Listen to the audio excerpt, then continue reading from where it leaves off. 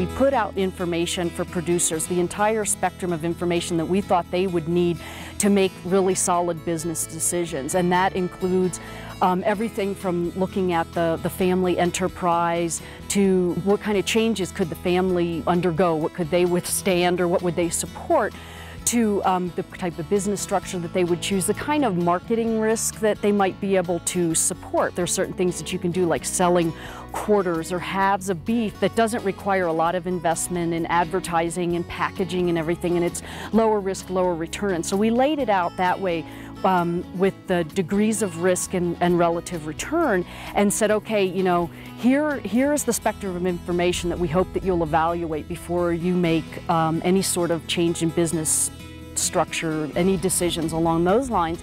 And then made ourselves available to field questions long after the workshops. We put together an extensive contact list so that they had the resources either right in front of them or they knew who they could call. In terms of results-based education, one of the most important things that I learned in doing this project and talking to producers and working with our wide range of collaborators was that this is really producer-led. In the workshop, we learned that consumers, when it comes to beef, really don't differentiate between organic and natural. And it's been shown time and time again with consumer surveys.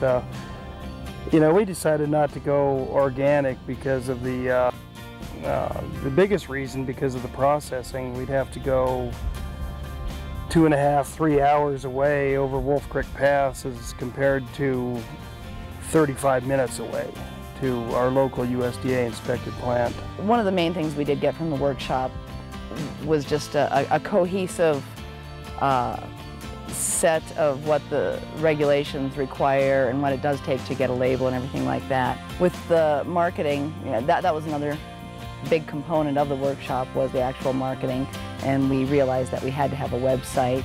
And we've been getting a lot of calls from throughout the country now, people interested in grass-fed beef, and we've had a lot of Californians call, and evidently our prices are very reasonable to them, even with the shipping.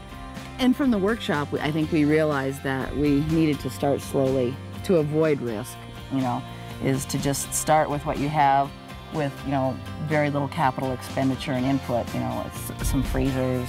It took a little bit to get our label up and running and that sort of thing. But that's really one of the big things we got, were success stories from people who did start slowly and start slowly and generate revenue. Right, right.